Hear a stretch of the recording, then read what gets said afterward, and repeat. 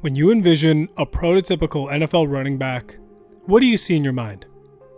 You probably think of someone like Saquon, a well-built, dense runner that has strength, speed, agility, quickness, and nearly every other factor needed to be one of the best running backs in the NFL. Or maybe you think of someone like Jahmyr Gibbs, not as physically imposing as Saquon, but still has elite explosiveness and quick cuts to make defenders miss on a dime so he can break off huge runs for his team. The running back position made a true resurgence this past season following years of mind-numbing discussion surrounding the decline of the running back in the NFL. And this rushing success in 2024 was a swift reminder for us fans that this position is still as important as ever. And although we have some incredible backs in our game today, the true golden era for the running back position in the NFL was in the 1990s to the early 2000s. During this time, we had some of the most prolific runners of all time, including Barry Sanders, Emmitt Smith, LaDainian Tomlinson, Marshall Faulk, Shaun Alexander, Priest Holmes, and the list just goes on and on. And with these teams rushing the ball an average of 28 times during this era, these players were the focal point of their respective offenses and MVPs in our league. And I find the running back position so fascinating because you have so many different kinds of running personalities and body types that can all be elite at the position. For example, you have someone like Shaun Alexander, 5'11", 230, which I'd say is the prototypical size for a bell cow back like himself. But on the other hand, you have someone like Barry Sanders, who is 3 inches shorter and nearly 30 pounds lighter than Alexander, and widely considered one of the best running backs of all time. But my favorite physical profile for a running back that also saw its golden era during this same stretch of time was the big back. During this era, we saw players that have become extinct in the modern NFL. 240 plus pound running backs that were the lead backs on their respective teams. And not only were these players big, but they coupled their size and power with agility and finesse needed to play the running back position at a high level.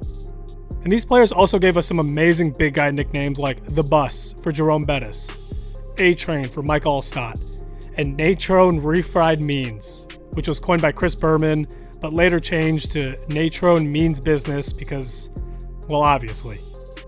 These backs were so unique and stood out even in an era with some of the best rushers that the game has ever seen.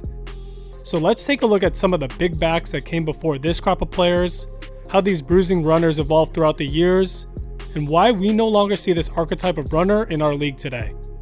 But before we ever had the bus, or A-Train, the NFL had big running backs like Jim Brown, Bronco Nagurski, Larry Zonka, and Marion Motley. These players, whose careers spanned from the 1930s to the late 1970s, were some of the most dominant runners of their respective generations. From this group of 4 players, we saw 14 first-team All-Pro selections, 27,891 career rushing yards, numerous Super Bowl rings and NFL championships won, and they were all 230 plus pounds. Now this is significant for this time because, for example, in the 1930s when Bronco Nagurski was playing, the average weight for an offensive lineman was 220 pounds. So as the largest running back of his time, bigger than most linemen he was playing against, Nagurski dominated the run game with his size and physicality. And like most players during this era, he also played both sides of the ball as a standout defensive lineman and even played offensive tackle after injuries rather than sitting on the bench. Built different. After Nagurski, we had Marion Motley, who came in at a whopping 6'1", 238 pounds. Motley still holds the record for yards per carry for a running back at 5.7 yards and was one of the first 2 African American professional football players in the modern era. As a true bruising running back, Motley rushed for 8.2 yards per carry in his first season with the Browns and helped them achieve a perfect 15-0 record in 1948 while leading the league in rushing. In 1950, Motley set an NFL record that stood for 52 years as he rushed for 188 yards on 11 carries, averaging over 17 yards per rush. Shortly after Motley, we saw one of the best running backs of all time take over for the Cleveland Browns running back spot, which was Jim Brown. Weighing in at 232 pounds, Jim Brown was a force, rushing for over 100 yards per game for his entire career, scoring 100 touchdowns in only 93 games, catching for 2,500 yards and 20 touchdowns, and setting countless NFL records. Jim Brown never missed a game in his career, and also never drank water during games, believing it would make him feel satisfied and diminish his drive. And the last player from this group is Larry Csonka. As a member of the Dolphins' 17-0 perfect season, Zonk's career got off to a rough start with multiple concussions, a ruptured eardrum, a broken nose, but starting in 1970, Larry Csonka didn't miss a game for his next 4 seasons. Coming in at 6'3", 235 pounds, Larry Csonka was described as a bulldozer or a battering ram, and his running style reminded a lot of people of the aforementioned Bronco Nagurski. From 1971 to 1973, Csonka rushed for over 1,000 yards in each of those seasons and scored 18 touchdowns. He won the Super Bowl VIII MVP, rushing 33 times for 2 touchdowns and 145 yards. As we head into the 1980s, we start with John Riggins, who started his career in the 70s, but had his best season in 1983, rushing for 1,347 yards on 375 attempts and 24 touchdowns. He also led the NFL in rushing the following season at the age of 35, which is just unprecedented longevity. Playing at 230 pounds, Riggins was the second player ever after Jim Brown to rush for over 100 touchdowns. Then came the Tyler Rose, Earl Campbell, who is the shortest player on this list so far, sitting at 5'11", but played most of his career at around 230 pounds. Earl Campbell was a monster. If you watch his highlights for literally 10 seconds, you can see that if you played against Campbell, you'd definitely be waking up sore the next day and probably a couple more days after that. As a true power back, Campbell used his body as a weapon. Like, he would literally lower his helmet and just truck dudes. To start his career, Campbell ran for an incredible 1,450 yards, 1,697 yards, and then 1,934 yards, and combined for 45 touchdowns from 1978 to 1980. Now, this running style eventually caught up to him, as after his playing career, Campbell unfortunately suffered numerous health issues, which made it difficult for him to walk, and eventually needed a cane, or a walker, or even a wheelchair to go longer distances. Now, the last player from this group is by far the heaviest. Coming in at nearly 260 pounds, we have the Nigerian Nightmare, Christian Okoye. Okoye didn't come to the US until he was 21, and he didn't play his first snap of American football until the age of 23. Okoye broke out onto the scene in the 1989 season, where he ran for 1,480 yards, 12 touchdowns, and led the league in both attempts and rushing yards. The rest of Okoye's career was marred by injuries, but while he was healthy, Okoye could be seen on any given Sunday running through multiple defenders and also using his 4.45 speed to run past smaller DBs down the sideline. Then, as we get into the 1990s and 2000s, we see a group of running backs, all above 240 pounds, that dominated the league with their size and physicality. We've already mentioned Jerome Bettis, Mike Allstott, and Natrone Means, but we also saw players like Steven Jackson, Craig Hayward, Michael Turner, Jamal Lewis, and Brandon Jacobs. Let's take a look at the career yardage for some of these players. Jerome Bettis, 255 pounds, 13,662 rushing yards, ranking 8th all-time. Steven Jackson, 240 pounds, a literal specimen at the running back position. 11,438 rushing yards, ranking 18th all-time. Jamal Lewis, 245 pounds, 10,607 rushing yards, ranking 26th all-time. These were some big boys running real hard, real fast, for a long time. That's the truly craziest thing about these players. If their runs happened in a game of Madden, you'd be losing your mind because you would think that there's no way that could happen in real life. But that was just them, week in and week out.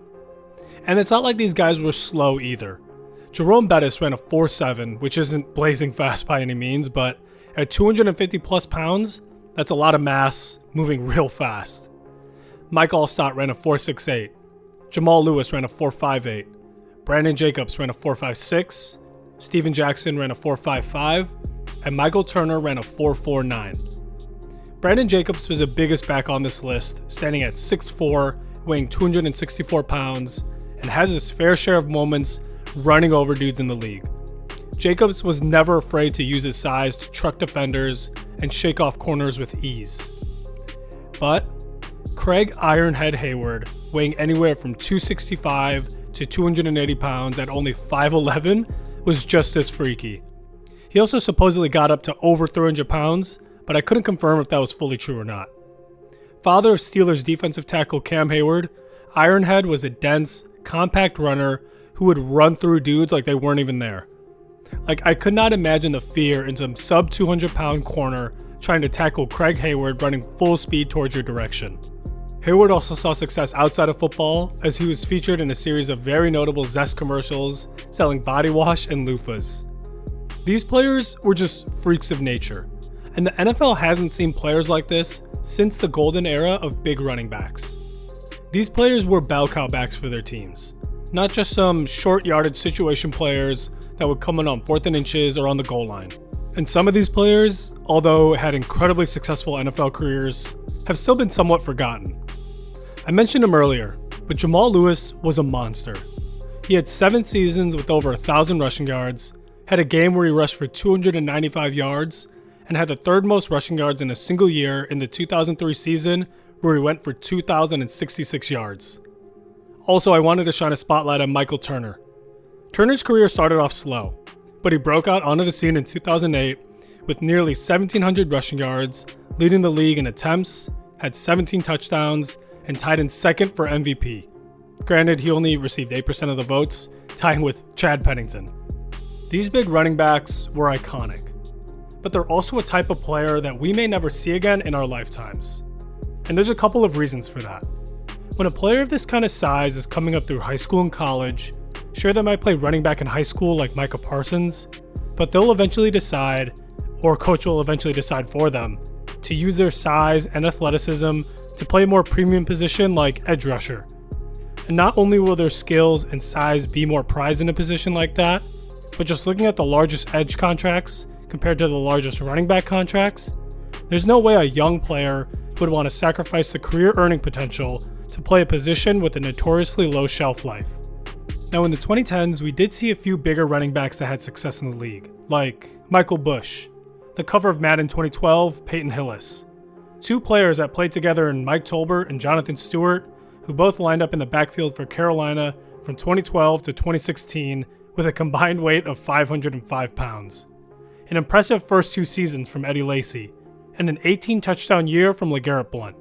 These players were solid, but none of these players were the game-changing runners in the same way that the previous generation had. There were a handful of 1,000-yard seasons between this crop of players, but many of these players suffered through injury issues and inconsistency throughout their playing careers. That's what makes the golden era that much more impressive. Like, Jerome Bettis played for 13 seasons, Steven Jackson played for 12, Jamal Lewis and Michael Turner both played for 9. For players weighing between 240 and 250 pounds, playing at that high of a level for that long is just crazy to think about. Now at this point, some of you might be thinking, hey, we have Derrick Henry in the league right now.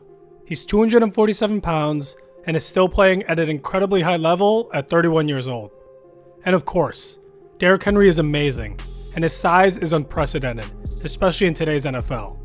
But in my opinion, Derrick Henry isn't the same type of running back that those previous guys were. And that's not to diminish Derrick Henry at all. I mean, he's Derrick Henry. It's enough said.